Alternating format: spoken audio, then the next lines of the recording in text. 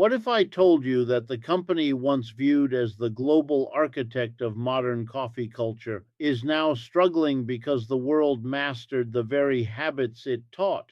For years, you were told that Starbucks represented stability, a brand so embedded in daily life that decline seemed unthinkable. But what happens when a model built on predictability meets a marketplace that no longer behaves predictably? That's where this story begins. Because today, global coffee consumption is rising, demand is strong, the ritual is intact, and yet Starbucks, the company that helped institutionalize that ritual, is watching visits fall across its most important markets. US comparable transactions are slipping. China's average ticket is shrinking even as foot traffic rises, and cheaper competitors, once dismissed as niche or unsustainable, are outperforming the very brand that defined the category. Here's the mechanism. Starbucks built its identity on premium experience. The store was the product, not just the drink. That model worked beautifully when competition was limited and when consumers equated ambiance with value. But markets evolve, consumers adapt, and competitors learn. Over the last few years, a new ecosystem has emerged, one that offers the same caffeine, delivered faster, priced lower, and positioned closer to where people live and work. It isn't glamorous, but it's efficient. In economics, efficiency tends to win. The clearest example comes from China. Starbucks entered that market with the confidence of a pioneer. But Luckin Coffee, a company that collapsed under a $5 billion accounting scandal only a few years ago, restructured, rebuilt, and now surpasses Starbucks by store count, revenue scale, and cultural momentum. Luckin didn't beat Starbucks by offering a better story. It beat Starbucks by offering a better price, a faster transaction, and an algorithmically optimized delivery network. In a market where speed matters more than ambiance, the result wasn't surprising. It was arithmetic. You might think a fall in visits means falling demand, but demand hasn't disappeared. It has simply moved somewhere else, and that is the deeper contradiction. Starbucks is closing hundreds of North American stores as part of a $1 billion restructuring. It is managing a fractured US market and a transformed Chinese market at the same time. The places where growth once looked inevitable now show structural fatigue. That's the problem. And the consequence is simple. A brand once synonymous with inevitable expansion now sits between two forces: low cost competitors rewriting the lower end of the market and shifting consumer habits undermining the premium tier. The center, the space Starbucks once dominated, is thinning. You're not imagining it. The decline in visits is part of a larger pattern. That's the illusion of dominance. It lasts right up until it doesn't. Because this story didn't begin with decline, it began with an empire, and the roots of that empire explain everything that followed. What if I told you that the foundations of Starbucks' global empire were not built on coffee, but on a specific moment in economic history, a moment that no longer exists?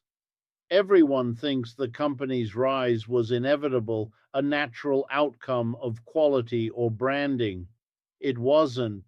It was the product of a system built for a different era, with assumptions that made sense only in the world of the 1990s and early 2000s. And once you see those assumptions clearly, you begin to understand why the ground is shifting now. Because Starbucks grew by exploiting a simple equation. Cities were expanding, urban density was rising, foot traffic was predictable, and consumers were willing, even eager, to pay a premium for a curated experience. The store was the anchor, the ambiance was the value, and the drink was almost incidental. That model worked beautifully when competition was fragmented and the idea of a third place felt new. It created a habit that became a social signal. A Starbucks cup meant something. It told the world you were modern, mobile, and part of a rising consumer class. Here's the mechanism. When Starbucks entered China, it carried that same formula across the Pacific. China was framed as its second home market, and the company invested with extraordinary patience. Stores opened slowly, deliberately, as symbols rather than outlets. Every location was designed to introduce a specific cultural idea that coffee was not a commodity, but a lifestyle. And for a time, the strategy worked. A Starbucks cup in Beijing or Shanghai wasn't just a drink, it was a declaration. It meant aspiration, it meant arrival. But markets evolve faster than identities, and by the late 2010s, China no longer needed Starbucks to teach it how to consume coffee. A new competitor emerged, one that looked at the traditional model and decided to invert every part of it. Luckin Coffee launched in 2018 with a digital first strategy, app only ordering, delivery centric operations, aggressive discounting, and ultra dense store placement. It didn't want to create ambiance. It wanted to create access. It wasn't selling lifestyle. It was selling efficiency, and efficiency scales. The effect was immediate. Luckin raised hundreds of millions in rapid fundraising rounds, opened thousands of stores, and surpassed Starbucks' footprint by 2019. It treated customer acquisition like a tech company rather than a cafe chain. It was willing to lose vast sums in exchange for speed and density. And consumers responded. In a market where convenience outweighed atmosphere, Luckin's model looked less like an experiment and more like the next logical step. Then came the collapse. In 2020, a short seller report and an internal investigation revealed fabricated sales figures. The company wiped out roughly $5 billion in market value almost overnight. It became a global case study in corporate misconduct. You might think that should have been the end, a dramatic fall followed by irrelevance. But collapse does not always mean defeat. Here's the problem. Luckin reorganized, restructured, and emerged stronger.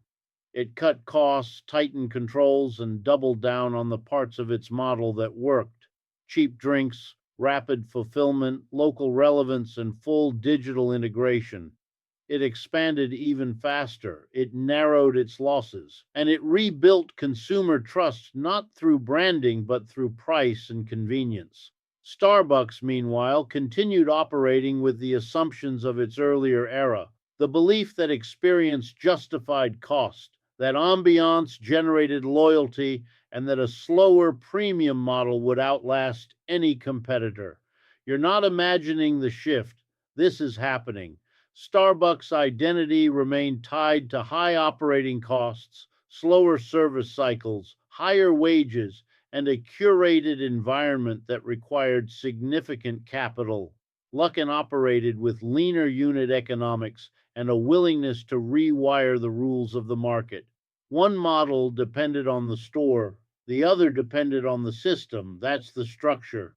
Starbucks built for a world where consumers paused. Luckin built for a world where consumers moved. The consequence is visible now. Starbucks' long term expansion in China gave it breadth, but Luckin's model gave it velocity. In markets driven by speed, velocity tends to win.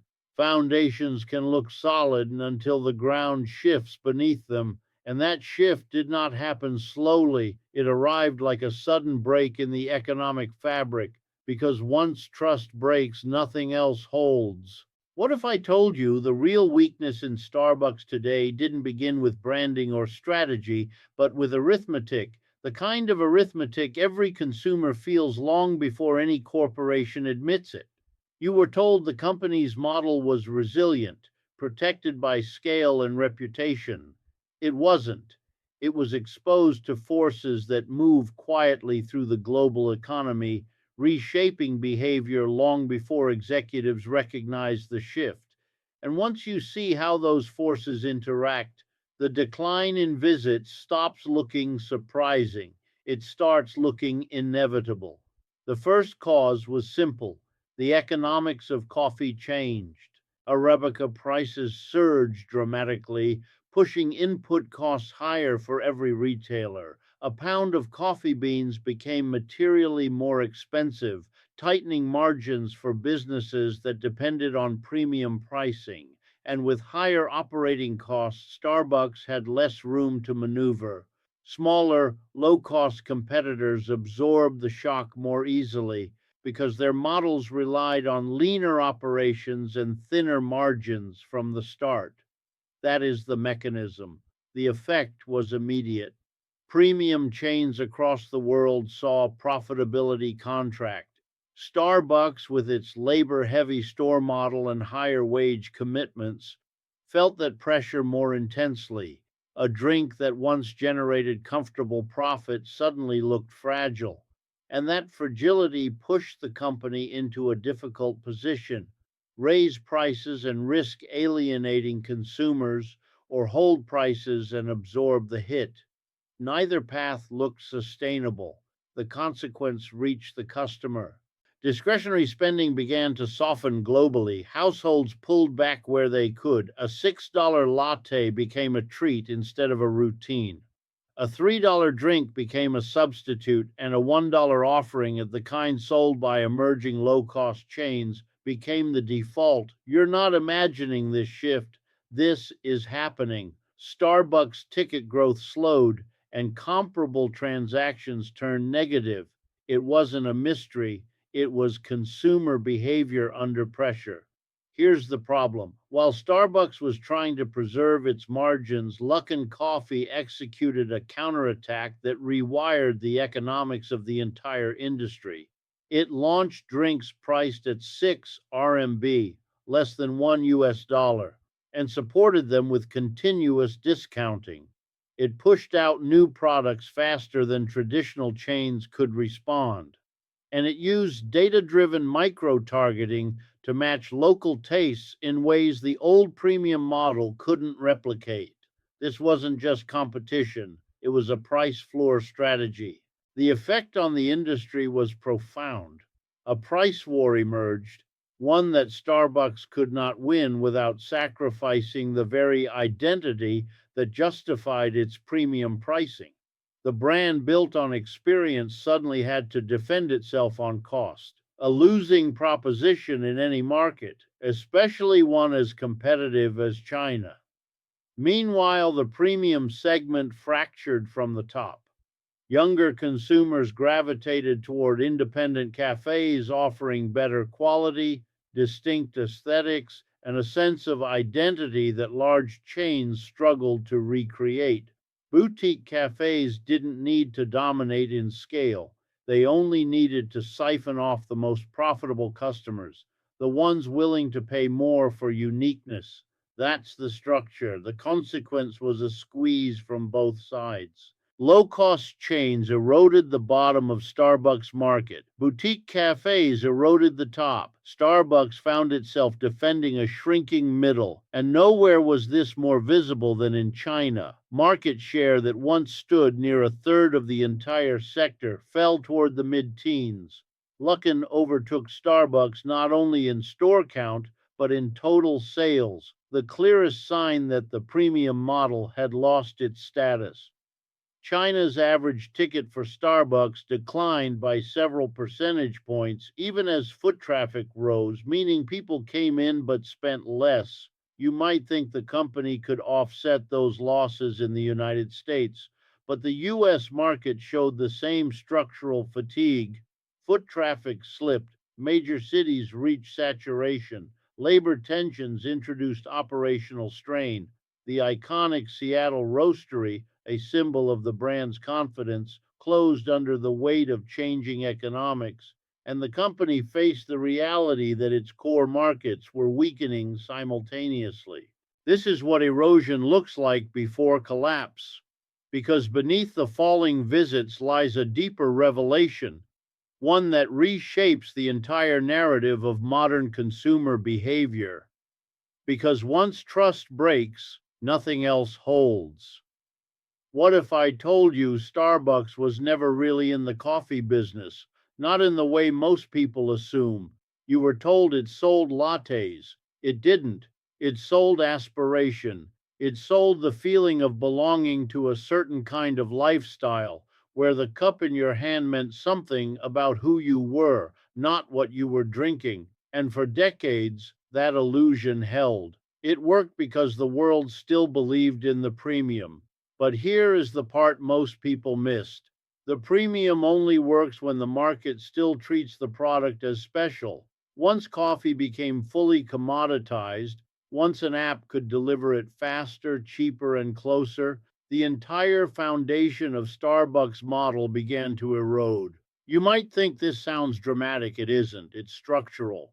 The first cause was simple: the rise of a rival that approached coffee the way tech firms approach data. Luckin Coffee and the wave of low cost competitors that followed it did not try to imitate Starbucks. They dismantled the assumptions behind it. They built models based on app only ordering, last mile delivery, algorithmic pricing, and hyper dense store networks designed to optimize speed, not ambiance. When that shift happened, Starbucks wasn't competing against another cafe, it was competing against efficiency itself. That's the mechanism. The effect was immediate and visible. If you can open your phone, tap twice, and receive a cup of coffee in minutes at a fraction of the cost, what exactly are you paying the premium for? And what happens when that question spreads across an entire consumer base? You're not imagining this shift. This is happening. The identity premium, the thing Starbucks depended on, stopped translating into perceived value. In China, the most competitive coffee market in the world, that change happened faster than anyone anticipated. This leads to the second cause, the China revelation. We often assume that consumers choose cheaper products simply because they cost less. But in this case, something deeper was at play.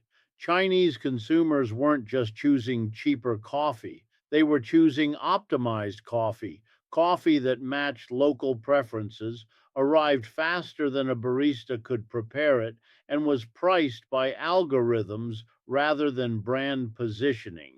Here's the problem: Starbucks' premium model depended on customers believing that the in store experience added value.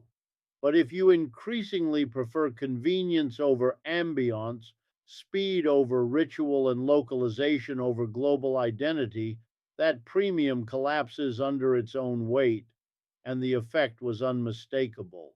Starbucks ticket sizes in China contracted. Its market share fell. Luckin not only surpassed it in store count, but in sales, the clearest signal that the premium had lost its meaning. That's the illusion. Now comes the subtle but important twist: commodity cycles. A Reuters survey suggests Arabica prices could decline due to a larger upcoming crop. Historically, lower bean prices help low cost chains disproportionately because their pricing models are already lean and their margins are maximized through scale. But for a brand like Starbucks, whose pricing relies on experience rather than input cost, cheaper beans do not restore the premium. They simply narrow the distinction between a $5 option and a $1 one. It's arithmetic. The consequence is uncomfortable. A company built on the power of its brand assumed that brand strength could resist market logic. But market logic, especially in China, moves faster than brand prestige. And once consumers decide that value comes from speed, convenience, or algorithmic efficiency, the emotional attachment that once drove millions of daily visits begins to weaken. This is the part that should worry you, because it reveals a deeper truth about modern consumption. People no longer pay for identity the way they once did. They pay for optimization, they pay for immediacy. And once that preference takes hold, it does not reverse easily. What happens when people stop believing in the premium? The answer isn't abstract. It shows up in homes where discretionary spending tightens. It shows up in cities where consumer habits fragment. It shows up in supply chains that were built for a world where the premium was the norm, not the exception. And it shows up in workers whose jobs depend on a model that no longer aligns with what consumers value. This system isn't healing, it's adapting to decay. Because once trust breaks, nothing else holds. What if I told you that the real cost of Starbucks' decline isn't measured in revenue charts or market share, but in the quiet disruptions felt by the people who built their routines around it? Everyone thinks a corporate downturn is abstract, a matter of strategy, margins, or competition. It isn't. When a system this large begins to weaken, the first tremors appear not in boardrooms, but in the lives of workers, consumers, and communities who depended on it without ever noticing how much it shaped their daily patterns. And once you see those tremors clearly, the human story becomes impossible to ignore. The first cause is visible on the ground: store closures. When hundreds of locations shut down across North America, the effect is immediate. Baristas lose hours or jobs, schedules shrink, benefits become uncertain, and teams that once operated with a sense of belonging suddenly find themselves negotiating for stability. You might think this sounds exaggerated. It isn't. Workers in cities like Chicago and Seattle have been picketing, not for abstract demands, but for the basic assurance that the brand they helped elevate will still have a place for them tomorrow. This is the mechanism. The consequence is personal. For many of these workers, Starbucks was not just a job, it was a platform that promised upward mobility and community. To see it restructure so aggressively is to confront a harsh truth. When a business model shifts, labor absorbs the shock first. And this isn't about blame. It's about the structural reality of a system trying to correct itself under pressure. You're not imagining this shift. This is happening. The second cause emerges on the consumer side. As discretionary spending tightens, everyday households reassess what counts as essential. A premium drink that once fit comfortably into a morning routine suddenly feels optional. Consumers drift toward budget chains where a coffee costs a fraction of the price, even if the experience is different. The effect is subtle but steady. Starbucks loses cultural relevance not because people stop drinking coffee, but because they stop paying extra for the ritual. That's the structure. The consequence is behavioral. You begin to see more commuters carrying cups from cheaper competitors. You see fewer people lingering in cafes that once felt like cultural hubs, and you sense an erosion of something familiar: the soft social fabric built around third spaces where people met, talked, studied, or simply paused. This is the part that should worry you. The third cause lies at the top of the price spectrum: the rise of independent cafes. As younger consumers seek authenticity, aesthetic value, and differentiated quality, boutique cafes absorb the premium audience Starbucks once monopolized. They offer something Starbucks no longer does: uniqueness. The effect is a squeeze from both ends. Budget chains take the cost sensitive customer. Boutique cafes take the identity driven customer. Starbucks is caught in the middle, defending a segment that keeps shrinking. The consequence reshapes neighborhoods. Small cafes, places built on personality, fill the cultural role Starbucks once played. They thrive on local identity, and in doing so, they make Starbucks feel less like a third place and more like a commodity. That's the illusion. The fourth cause unfolds far beyond any retail counter: the instability of commodity cycles. Coffee farmers live at the mercy of Arabica volatility. When prices fall, producers struggle. When they rise, roasters struggle. Neither outcome is stable. For farmers, low prices can jeopardize livelihoods. For roasters, high prices compress margins and push costs onto consumers. Starbucks sits at the intersection of these competing pressures, too large to escape the cycle, too premium to absorb it quietly. The consequence is a chain reaction across the supply ecosystem. Volatility ripples through contracts, harvests, transportation costs, and local economies tied to agricultural labor. These aren't distant abstractions. They are communities whose fortunes fluctuate with every shift in the commodity markets that underpin global coffee consumption. And then comes the final cause: community displacement. When Starbucks closes stores, especially long standing ones, it removes more than a retail outlet. It removes a meeting point. It removes after school safety zones, informal co working spaces, and places where entire neighborhoods quietly interacted without thinking about it. Over time, those closures carve out cultural absences. They leave streets quieter and routines interrupted. Starbucks' original vision of being a third place recedes as the business contracts. This is the mechanism of decline when it reaches street level. Because the real question reaches beyond Starbucks to the global stage. Because once trust breaks, nothing else holds. What if I told you that Starbucks' decline is not just a business story, but evidence of a global shift in how power, culture, and consumption move through the world? You were told that Western brands would always set the standard, that they would define taste, shape behavior, and export their models outward. But look closely, and you'll see something very different taking shape. The flow of influence is reversing. And once you understand that reversal, the fall in Starbucks visits becomes a signal of something far larger than a corporate slowdown. The first cause is the rise of a new consumer model, one shaped not in Seattle or New York, but in cities like Shanghai, Shenzhen, and Chengdu. This model prioritizes speed over ambiance. It values price over brand, and it treats convenience not as a benefit, but as a baseline expectation.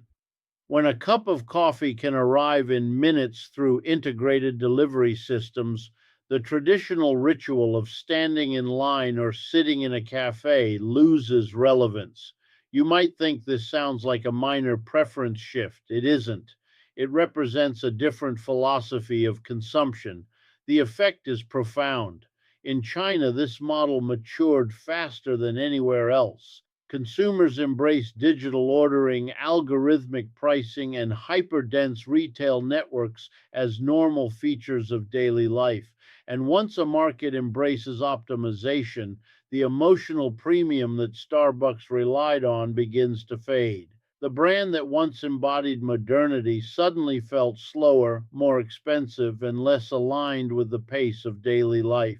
The consequence is a quiet transfer of influence. For decades, Starbucks served as one of the clearest examples of Western cultural export. It introduced a way of consuming coffee, slowly, socially, aspirationally. But today, the direction of influence has flipped.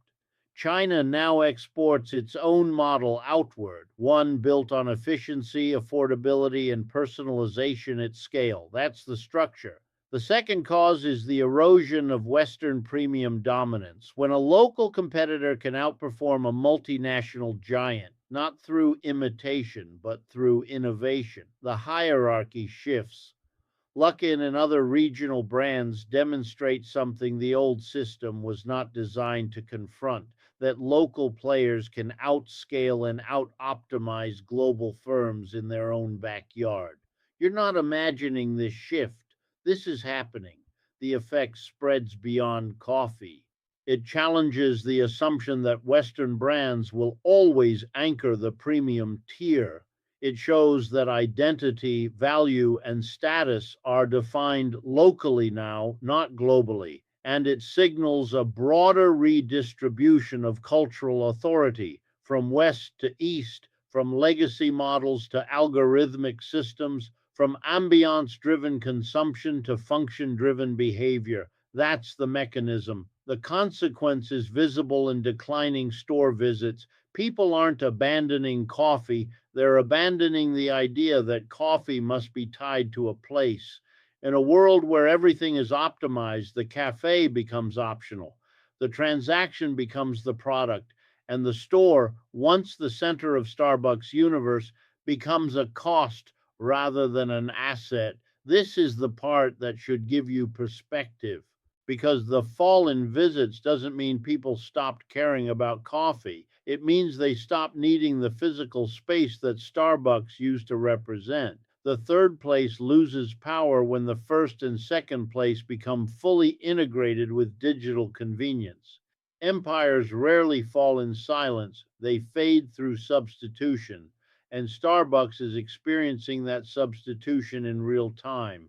Its model is being replaced by one that moves faster, costs less, and fits more easily into the rhythms of modern life, not through force, but through consumer preference, not through collapse, but through quiet recalibration. This is how cultural power shifts, slowly at first, then suddenly, through choices people barely notice as they make them. And Starbucks' future will depend on one final truth: belief. Because once trust breaks, nothing else holds. What if I told you that Starbucks' decline is not an ending, but a mirror held up to the society that built it? You were told that a brand this large, this deeply woven into daily life, would remain immune to the forces reshaping global consumption. But nothing, and not even an icon, stands outside economics. And that is where the final paradox emerges. A company that once defined how the world consumes now finds itself learning from that world instead. The cause is simple: Starbucks grew by shaping behavior. It taught people to see coffee not as a drink, but as a ritual, a moment of identity, a pause in a fast moving day. That model worked when culture moved more slowly, when the experience mattered as much as the product. But the world accelerated. Algorithms replaced ambiance, convenience replaced ritual, and consumers learned to value function over place. The effect is a reversal of roles. Starbucks no longer leads behavior, it follows it. In a market optimized by speed, density, and digital integration, the brand must adapt to expectations it did not create. And this leads to the quiet question you may be asking yourself: can a company built on presence survive in an age defined by absence? This is the part that should make you pause, because the answer isn't emotional, it's structural. That's the illusion. The consequence is transformation, not disappearance. If Starbucks can redefine value, not as ambiance, not as premium decor, but as something aligned with the systems people actually use, it survives. If it cannot, the decline turns structural. The company won't collapse in a dramatic moment. It will fade into the background of an economy that moved beyond the model it perfected. You might think this sounds harsh. It isn't. It's the arithmetic of consumer behavior. Here's the mechanism. Every brand, no matter how iconic, is bound by the laws of economics. Demand shifts, costs rise, preferences evolve, and the brands that endure are the ones that accept those shifts early enough to respond. What you're seeing with Starbucks is not failure, it's friction.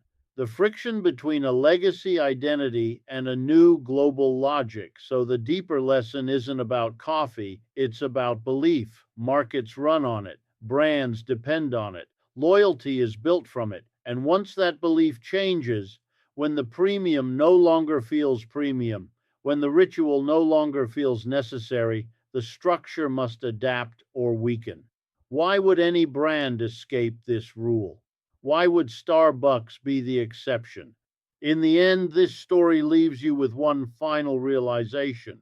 Starbucks' decline isn't a warning about a company, It's a reflection of us, our pace, our preferences, our shifting sense of value.